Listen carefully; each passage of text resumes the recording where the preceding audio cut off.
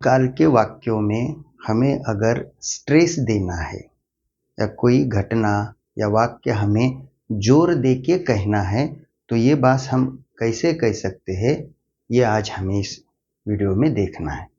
बहुत बार हम क्या करते हैं, बातें करते वक्त एखादी घटना जो हुई है या एखादी क्रिया तो उसके ऊपर हम जोर देते हैं या कॉन्फिडेंस के साथ कुछ कहना चाहते हैं। तो ऐसी जो बातें रहती है ना मेरे मित्रों, तो ये हमें पता नहीं है कि how should we give stress.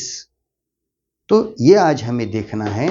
जो बातें हमें नहीं आती वो हम सीखते हैं, लेकिन सीखने के बाद उसे अपडेट करना भी जरूरी है। अब आप बोलेंगे सर हम पिछली बातें बताने के लिए तो पास्ट टेंस सीखे हैं। एकदम बरोबर है, आप लोगों को पास्ट टेंस आता भी है, लेकिन एक आध बार क्या होता है, हमें भूतकाल की क्रिया या घटना या कोई भी शब्द हो उसके ऊपर जोर दर्शाना होता है। तो वो कैसे दर्शाए? अब समझो किसी ने मुझे ऐसा पूछा कि सर पिछले साल आपने गणपति का विसर्जन नहीं किया था, तुम्ही मागील वर्षी गणपतीचे विसर्जन केले नव्हते, असं एखाद्यानं मला विचारलं आणि मला म्हणायचं की नाही, मैंने पिछले साल गणपति जी का विसर्जन किया तो था, म्हणजे मी गणपती बसवला आणि त्याचं विसर्जनही केलं असं मला सांगायचंय। तो अब मुझे स्ट्रेस देना है ना कि पिछले साल मैंने गणपति जी का विसर्जन किया तो था, आप नहीं कैसे क्या बात कर रहे हो या नहीं कैसे क्या बोल रहे हो। तो ये स्ट्रेस हम हमारी भाषा में समझ में आया आपको, अपना टोन राइज हो गया है या जिस बात पे हमें जोर दर्शाना था उस पे हमने जोर भी दर्शा दिया, जिसे हम सादी भाषा में हाईलाइट कर दिया वो मुद्दा। तो अब अंग्रेजी में अगर ये सेंटेंस मुझे बोलना होता कि मैंने पिछले साल गणपति जी का विसर्जन किया तो था, तो अब आप बोलेंगे सर तो हम तो कंफ्यूज हो गए क्योंकि हमने अभी तक ये सीखा नहीं। ये जो बातें हैं अभी तक हमने वो सीखी नहीं, हमने टेंस वगैरह सीखा, वो बात सही है, लेकिन ऐसा स्ट्रेस देना है तो क्या करना है। तो एक बहुत ही उपयुक्त रचना आपके सामने मैं ला रहा हूं। पहले मैं सेंटेंस करता हूं। देखो सेंटेंस क्या था, पिछले साल मैंने गणपति जी का विसर्जन किया तो था। चलो बताओ कैसे करेंगे हम।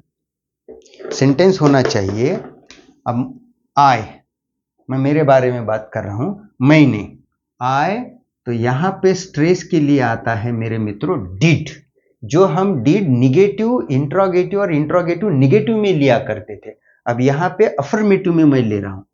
विसर्जन करणे इमर्स, हा एक शब्द पाठ करून टाका, इमर्स, आई डबल एम है। हैंडराइटिंग में कुछ भी दिक्कत आती है, डिफिकल्टी आती है तो please pay your attention toward pronunciation, okay. Immerse, बाकी लॉर्ड गणेशा, लॉर्ड गणेशा, और आरपीएस लेते चलो, last year, in the last year, इसमें कोई टेंशन नहीं, in the last year. I did, अब पहले डिड नहीं आता था टेंस में, डायरेक्टली सेकंड फॉर्म आता था। तो अब यहां पे अगर आप अंग्रेजी में डिड लेते हो तो स्ट्रेस बन जाता है, समझ में। तो ये रचना कैसे बनेगी, ये रचना अपने पास नहीं है टेंस में। आप टेंस के अगर रूल्स देखना शुरू करेंगे तो रूल्स वहां पे सब्जेक्ट के बाद सेकंड फॉर्म आया करता था। अब रूल कैसा बनेगा मेरे मित्रों, तो रूल बनेगा सब्जेक्ट, उसके बाद डिड, फर्स्ट फॉर्म लेना पड़ेगा, फिर object and then remaining part of sentence. तो यहां से हम स्ट्रेस देते हैं। अब देखो दूसरा एक सेंटेंस मैं आपके सामने लाता हूं, त्याने सर्व माहिती पोलिसांना दिली तर होती, क्या सांगितली तर होती, उसने सभी जानकारी पुलिस को दी तो थी, बताई तो थी, असा स्ट्रेस द्या। आता हे सांगा बरं मला इंग्लिश मध्ये कसं होईल, बोर्ड पे करना है क्या? देखो करता हूं मैं, स्लोली स्लोली चलो, थोड़ी नई वाक्य रचना है। He did inform, he did inform, inform means give information, he did inform all, everything, असे शब्द राहू द्या तुमच्याला, everything to police, full stop. अब यहां पे आप अलग अलग वर्ब्स ले सकते हो, जैसे he did say, चलते, say all to police, he did give all information, ते पण बरोबर आहे, डीड पे ध्यान रखो. He did tell all to police, he did tell all information to police, हे पण बरोबर आहे. ही डीड कन्व्हे, त्याच्याशी आता तुम्ही तिकडे लक्ष ठेवत चला. You are getting new words, but what is my main motto here to teach? Did. जे डीड पहले हम नहीं लिया करते थे, आज इसका एक नया उपयोग आपके सामने मैंने लाया है. जैसे हम डूडस के मदद से वर्तमान में जोर दर्शाते हैं, भविष्य में कैसे जोर दर्शाते हैं, तो विल शल हम उल्टा करते हैं. जैसे आई के साथ वी के साथ शल आता था ना साधारण वाक्यों में, है ना, तो और एक्स्ट्रा ऑर्डिनरी वाक्यों में, असाधारण वाक्यों में क्या आता था? आई और वी के साथ विल आता था. तो वैसे ही यहाँ पे डिड लेना है. एक वाक्य बताओ. शिक्षकाने तुम्हाला कित्येक वेळा बोलण्याच्या संधी दिल्या तर होत्या किंवा दिल्या होत्या की. शिक्षक ने आपको कई बार बोलने की अपॉर्चुनिटीज, चांसेस दी तो थी. शिक्षक ने आपको कई बार बोलने के अवसर, chances, opportunities, I used English, अवसर दिए तो थे. अब आप करेंगे, बताओ. A teacher, and if particular, the teacher did पुढं give you many speaking chances और many speaking opportunities. अलग प्रकार से करता हूं. The teacher did give you many chances और many opportunities to speak. दोन्ही बरोबर आहे. To speak. अगला सेंटेन्स. रुग्णाने किंवा रोग्याने औषध घेण्यापूर्वी चांगल्या प्रकारे हलविले होते की. रोगी या मरीज ने दवाई लेने से पहले अच्छी तरीके से हिलाई तो थी. आता करा. अ पेशेंट और the patient did shake, shake हलविने, हिलाना, shake well the medicine before taking.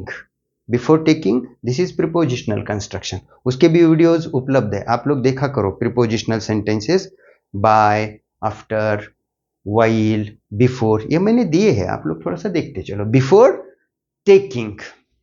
आप समझो एखादा मित्र है कि उसने अपने को बोला कि अरे यार मुझे करेले की सब्जी अच्छी नहीं लगती, और हमें उसे कहना है अरे तूने करेले की सब्जी बड़े चाव के साथ खाई तो थी.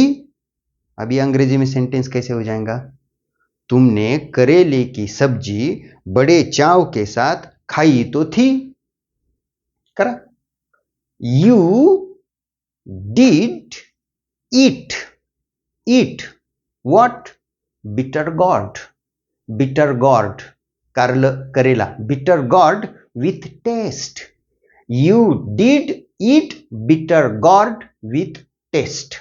काही जण you did enjoy bitter gourd और व्हेजिटेबल ऑफ बिटर गॉर्ड असं पण बोलू शकतात, काही हरकत नाही.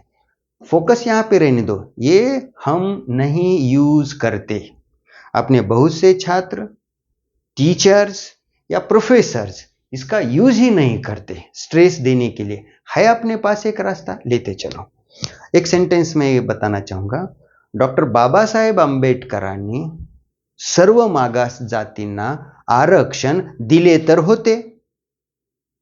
डॉक्टर बाबा साहब आंबेडकर ने सभी पिछड़े जातियों को आरक्षण दिया तो था. कर बरे वाक्य. Yes. Doctor B R Ambedkar did give reservation to all backward castes. Did.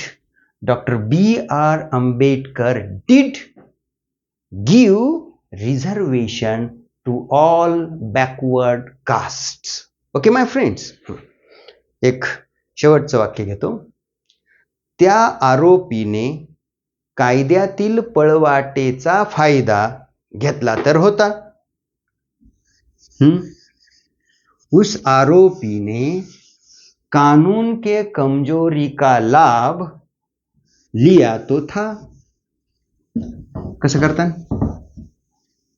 That accused करा, क्रिमिनल्स वगैरह ऐसा शब्द ना कहिए. अक्यूज्ड आरोप है उसके ऊपर, अभी तक वो साबित नहीं हुए. That accused did take the benefit of the loophole म्हणजे कानून की कुछ कमजोरी रहती, त्याला आपण पळवाट असं म्हणतो. हा शब्द पाठ करा. That accused did take the benefit of the loophole of law कायदा. That accused did take the benefit of the loophole of law. Okay, एक वाक्य हिंदी में देता हूं, मराठी में भी वही है, आप करके बताओ. तिने वडिलांची माफी मागितली तर होती. उसने पिताजी की क्षमा मांगी तो थी. इंग्रजीमध्ये करायचं with the help of did. और मुझे बताओ. और एक सेंटेंस अंग्रेजी में है, मराठी या हिंदी में मुझे बताओ. A thief did, स्ट्रेस के लिए स्टैब बोले तो छुरे से भोसकने, है चाकू ने भोसकने, छुरा मार देना. Stab him.